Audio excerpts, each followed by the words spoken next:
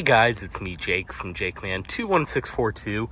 I know it has been way too long since I've uploaded anything on the channel, but today I finally had some free time and I wanted to do a 1-year update video of what has been my project for basically the last year. This is my 2006 Toyota 4Runner Limited V8. So a little bit of a backstory on this thing for those that don't know, and I'll make it quick for those that do. About a year ago, my mom and I ended up purchasing a camper. We did buy a Winnebago Hike 172 BH. So we quickly realized we were going to need something with a little bit more towing capacity than our Volvo XC60. So I ended up selling one of my cars, my MR2.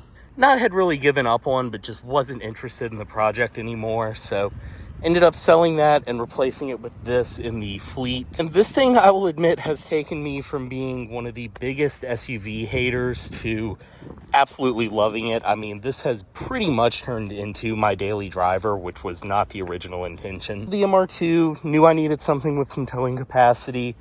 I really, from the start, was set on a 4th Gen 4Runner. Was looking at a couple other things, Sequoias, Land Cruisers and GXs. As much as I would have loved one, they were kind of out of the budget I was trying to stay in. And I just kept coming back to 4th Gen 4Runners. I knew I wanted one with the V8. 4-wheel drive I wanted, but a nice 2-wheel drive V8 wouldn't have been a deal breaker. But I definitely wanted the higher towing capacity, factory transmission cooler, the fact that all of the V8s came with a hitch from the factory. And on the V8, it is a frame-mounted hitch instead of a bumper-mounted hitch like on the V6. This does, in 2006 as well, have a 7-pin wiring harness on it. Really looking at some kind of rough examples because at first I was like, you know, it just has to pull the camper. I really don't care that much about it. And then the more I really thought about it, you know, it is replacing one of my cars. It is something I would like to use. I didn't think it would end up becoming my daily commuter for work. But I definitely wanted something that, you know, would still be usable in the city, still easy to drive, something that's enjoyable to drive, and a pickup truck was just kind of out of the question. Of course, ended up finding this one on Facebook Marketplace late one night, put a deposit on it, and picked it up that weekend. It's definitely been a bit more of a project than I was expecting. I mean, I've been a used car manager for a long time. I've managed a repair shop. I knew I was definitely, with 206,000 miles at the time that I got this, going to have to replace some stuff. It was going to be a bit of a project, but definitely it's thrown a little bit more at me than I've expected. And I have done things that weren't exactly a necessity to this thing, but the way it's set up now, I'm completely happy with it. I'd say complete, all in all, everything I've done with this. I may be into it for about 12 to 13,000. Which, yes, may be a lot for an 06 Toyota with 200,000 miles if you don't know what you're looking at or about these. I could easily resell it for that, but my plan is just to kind of drive this thing into the ground. I absolutely love it. So outside you can see, I mean, this one is clean. One thing that definitely attracted me to it was the fact that you can tell it has not had any paint work. There are scratches, dents, dings, I mean, everything you'd expect with a 200,000 mile black car. It's also directly in the sun right now, so every little imperfection is magnified. But you can definitely tell this thing spent most of its life in a garage. It's very clean. Bumper had a few city parking marks when I got it. Of course, us learning how to back up a camper, we've done a little bit of damage. I've definitely trying to find a clean black bumper at the junkyard, but no luck so far. But like I said, little things here and there throughout the outside. I also have replaced this taillight. That was another camper incident. I'm not trying to keep this thing perfect. It goes on camping trips. I've even taken this thing on business trips in the middle of the winter. This drove up to Baltimore, then down to DC, spent the weekend there driving around in a snowstorm, and then back to Richmond on Sunday morning. So it's definitely not something I'm preserving. Things are going to happen to it, and again, that's kind of why I ended up with a 200,000 mile 06. So up front, you can see about a year ago when I got it, I did buff the headlights. They're definitely starting to yellow again. You can see they could use another buff job. I'm probably just going to end up buying new assemblies because they're about 120 bucks on eBay. Fog lights down below on this one, and then your V8 badge and the grille On the 4th gen V8s, that's pretty much, other than the bumper mounted hitch, the only way to tell is the V8 badge in the grille. And I mean, like I said, you can see it's not perfect. There's chips on the hood. There's some hit and run damage on this bumper right here. The dent down below was actually there when I got it. And it was the same on this side, but I managed to heat gun it out. I just haven't had a chance to come back and do this side. What really matters though for 4th gen is the fact that I did manage to get one with a rust-free frame. And I mean, you can see underneath. This has definitely been a Virginia car its entire life. So things I have done in the year I've had it, it got a little bit of a front end refresh. A set of KYB quick struts installed up front. I did order control arms too. I haven't had a chance to install them yet. And these are actually still not in bad shape either. They literally just passed state inspection. But new KYB quick struts. Also did new end links up front. Those, when I got it, were super noisy. That actually fixed what I thought was the control arm noise. Ended up just being end links. Also did the sway bar bushing up front. Really just everything I could to tighten this up. New brakes all around. I also did do the brake hoses up front, if you could see that under there. I did end up going with some nice heavy-duty truck brakes as well, just since this does tow. They are semi-metallic, and I have to say, they definitely are a little noisy. And as I'm sure you saw, I mean, this wheel is a little corroded. I definitely do need to get it refinished, or even possibly switch it with the spare. Rest of them are all immaculate. See new brakes in the rear. Also did have the shocks in the rear replaced. I actually had that done at a shop. I didn't do that myself. And they're a little hard to see without the vehicle being raised up. But I did install a set of airlift helper bags in the rear of this truck. And that made all of the difference with towing. That made this thing so stable. There's no more sag. I can inflate them to about 35 PSI, and it made a night and day difference towing a camper with this thing. To anyone that's going to do any towing with a 4th gen, I would definitely recommend them. They also stiffened up the ride pretty well. Not to the point where it's annoying, but this definitely does handle just a little bit better. These tires as well, I think they have a lot to do with that. When I got it, the fronts were brand new, and then I ended up matching the 2 Bridgestones that were on it with a set of Michelin Defender LTXs. These were not cheap, but they are the best SUV tires out there. And definitely too, this being a city vehicle, it does go camping, very light off-roading. I wanted to stick to a street tire. This makes it so much more comfortable on road trips, things like that on the highway. They're very quiet and compliant. And these two were also great for driving in the snow. One thing I actually did replace at one point, this roof rail cap, which has been missing since I got it. Bought a replacement on eBay, stuck it on, even put a little bit of glue down to help it stay on. Still got knocked off in a car wash, so need to get another one of those. I'm still kind of mad the first one fell off. The thing, of course, I did that I cannot live without on my vehicles is I did tint the windows. 20% up front and then 5% all the way around in the rear. 5% on the windows as well as all the way around the trunk. Running boards down below. At first I was planning to take them off, but they've kind of grown on me. I think with the whole limited package, they fit the way the car looks very well. And I love at night, they are illuminated too. They look very nice. Also too, for short people like my mom, they're legitimately useful for getting in and out. So we'll go ahead, get inside. Another thing, I think I did have this last video. I did end up changing the key fob, this little AJT design case. And of course too, I'll show one of my favorite features on the 4th gen. You do have the rear window release from the key fob, which is so useful. Like I said, that is one of my favorite features. Doesn't roll back up. You do have to insert the key and actually lock it. But very, very cool. Go ahead, step in. This one's a pretty common color combination from what I've noticed on the Limiteds. This is the black exterior with the beige interior. And for 214,000 miles, I mean, it's holding up exactly how I would expect a Toyota to. This does have a pretty decent case of truck seat, but it's not as bad as most of these, where, I mean, they will just straight up have a bite taken out. You can definitely feel this bolster is a little crushed, and I mean, even as much as I've conditioned it, there's no saving this leather, especially right there. But in the time I've had it, the almost 10,000 miles I've put on it, it really hasn't gotten that much worse. My interior guys kind of dropped off the face of the earth, otherwise that would have been fixed by now, but I'm kind of just trying to find one with a seat that someone's either already fixed or that just isn't torn up. Go ahead, start it. Insert the key. And one thing I love about the 4th gen I've shown before, just bump to start.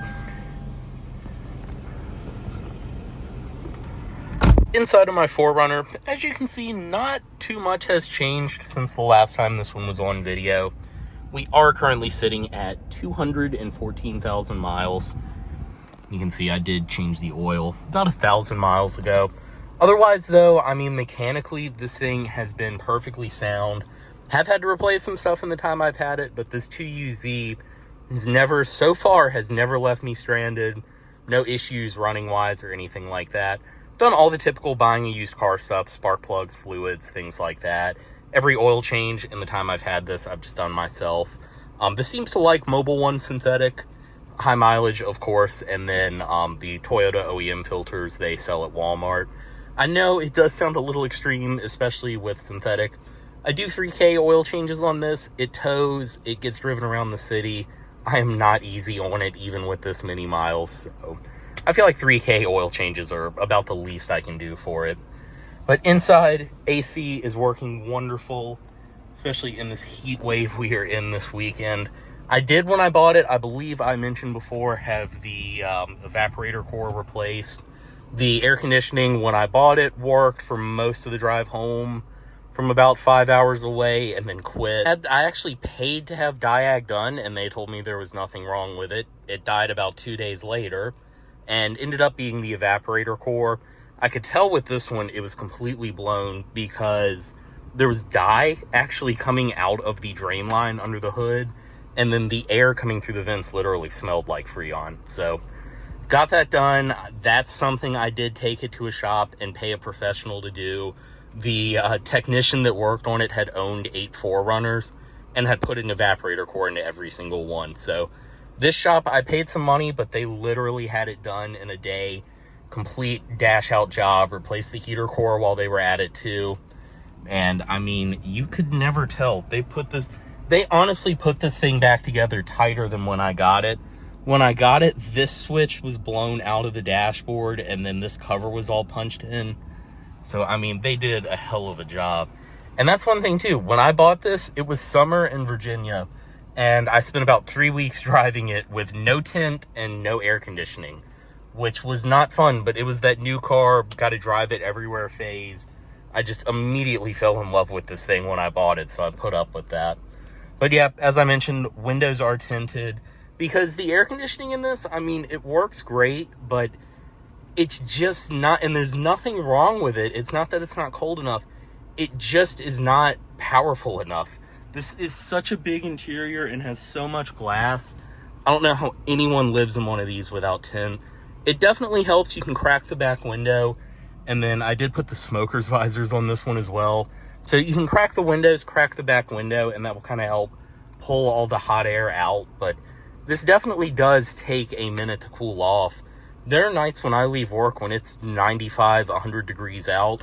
Auto climate will just be on the highest fan speed my entire commute home. And I have replaced the cabin filter twice in the time I've had it.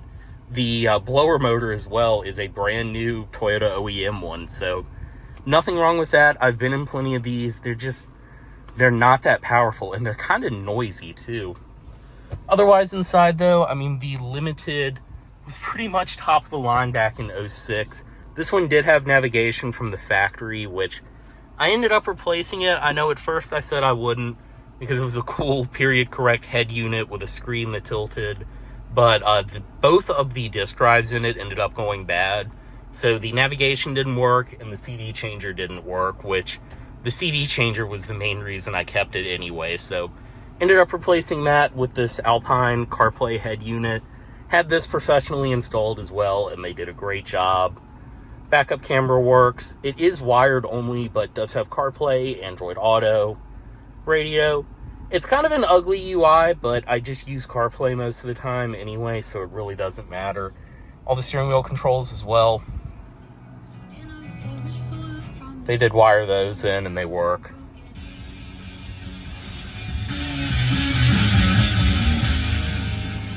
And this is stock otherwise. This is the factory JBL synthesis system.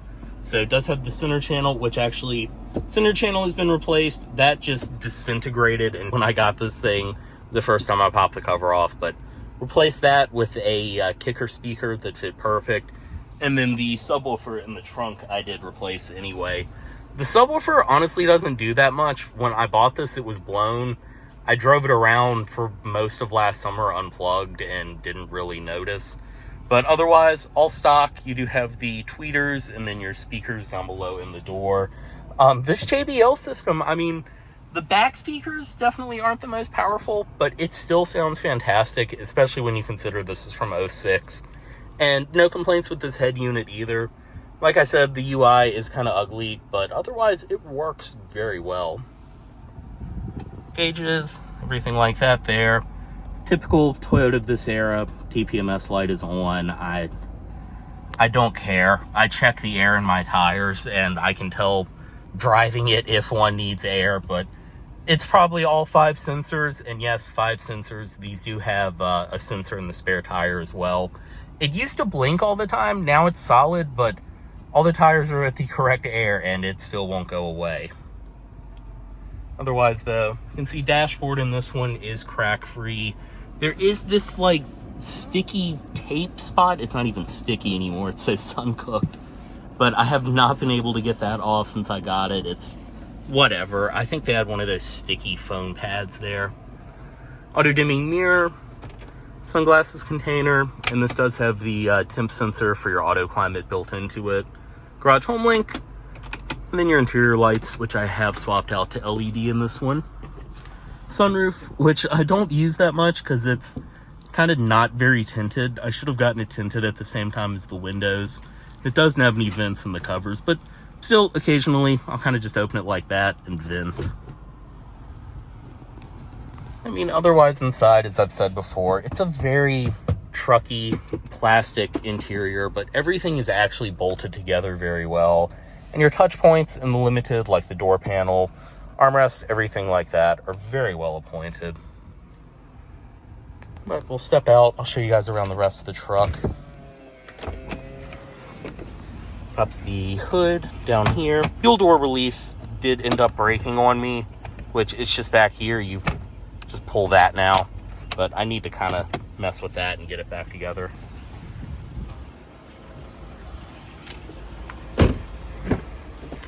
Back seat has managed to stay relatively clean.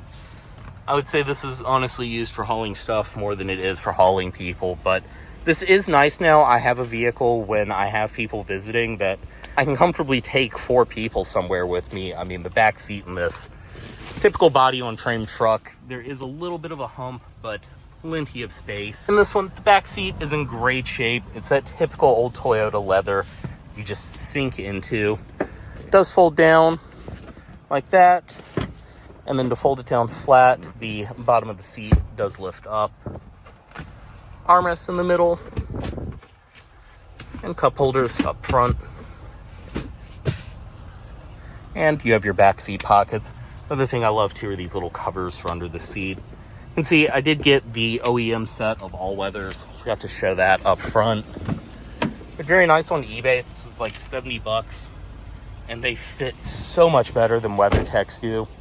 But even though the carpets in this one are trashed, I still wanted to have a set of those. I'd still one day really like to actually get a set of black carpet for this. But once again, I mean, this thing goes camping, it goes on trips, adventures, things like that. It's kind of nice that the carpet's already trashed because I don't really have to worry about it. Fuel cap right there. Do you put premium in this? I know it's a huge debate with 4Runner people because These are perfectly fine on regular. Once again, since I tow with it, is recommended for towing to run premium. I just run it all the time. All my other cars take premium, so I don't even really think about it. And it does too seem to run just a little bit better on premium. Inside the trunk, have added some stuff since the last video. I did finally find a cargo cover on Marketplace that wasn't at an absolute scalper price, so did end up picking that up.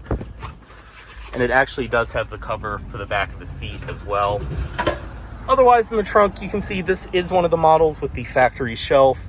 No third row, that's fine with me. These are honestly less desirable with the third row, and I don't have kids. I don't need a third row, so very happy to have this shelf. I like this. You can see it's definitely getting used. Plenty of dirt and firewood scraps from the last camping trip in here, but very nice. There's plenty of space. You do have little storage cubbies on the sides. Also did get a cargo net for it. It's funny, this is the cargo net out of a 2023 and fits in an 06, no problem. And as I pointed out up here before, in the refresh models, you do get the mirrors up top in the rear to keep an eye on your cargo, which I actually like these for towing as well because you can see your trailer wheels in them. You can definitely tell when you look in the trunk that this thing goes places. It's a soft close trunk as well, and over 200,000 miles, still works perfect. And the trunk too, I mean, this thing is fantastic for carrying things. I just had a roommate move out, and then I used this to basically refurnish my new guest bedroom. I went back on Christmas Eve to visit a friend. We ended up running into Harbor Freight, and they had the toolbox I've been looking at for probably well over a year on open box special. Of course, I drove this, bought the toolbox, chucked it in the back, no problem. So along with people, this thing does have great cargo carrying capacity. But it's been nice, you know, I just had some friends visit recently. All three of us were perfectly fine driving around the city in this. And it's still something you can easily street park. You can easily get through tight places. Even around the city too, in traffic, being high up is so nice. And under here, this is Toyota's legendary 2UZ FE V8. 4.7 liter and VVTi iForce badges. Very nice too, being a refresh. This does have variable valve timing, a little bit of a power bump. But under the hood, timing belt was changed immediately after I got it. Literally bought it Saturday, had it at the shop Monday, getting the timing belt changed. Paid for it, had it done, got it over with. Don't have to worry about it another 100,000 miles. Did do the secondary air injection delete installed up here. That did help with a lot of the random codes and check engine light I was getting. Of course, air filter, that's been replaced twice now in the time I've had it. Spark plugs, I need to do a fresh set of coil packs. Like half of them are new, but they're Duralast ones, so I think just as preventative, I'm going to take them all off and replace them with Denso, which it should have. Otherwise though, fuel pump, I did end up replacing that. That crapped out on me, leaving a funeral of all places, but replaced that myself. Wasn't too bad of a job, and that also helped with some of the codes and running issues I had at first with this. Battery, you can see the previous owner was a Costco member. Got a Costco Interstate, and it also did come with Costco Michelins. But that's basically it. I mean, I know this is just another long, rambly video of my old Toyota that I don't think people on here are nearly as excited about as I am, but I just love this thing. This era of Toyota had it so right. And I mean, there are also people I've known basically my entire life that have driven 4Runners, and a lot of them have driven 4th gens, and I see why these are so loved now. And as I said, I plan on just seeing how far this thing would go. At this point, I would call this thing sorted, and now I can finally have some fun and really start doing some other stuff with it. But in the year I've had it, this is definitely the happiest I've ever been with a vehicle. And as much as this isn't a fun car, it's fun to me just because it fits me, it's comfortable, and it does everything I throw at it so well. But as always, guys, any questions, comments, anything like that, drop them down below. Work has been crazy, finally seems to be dying down, so hopefully I'll be getting some more videos out on the channel soon. Let me know down below what you guys would like to see. Thanks for watching.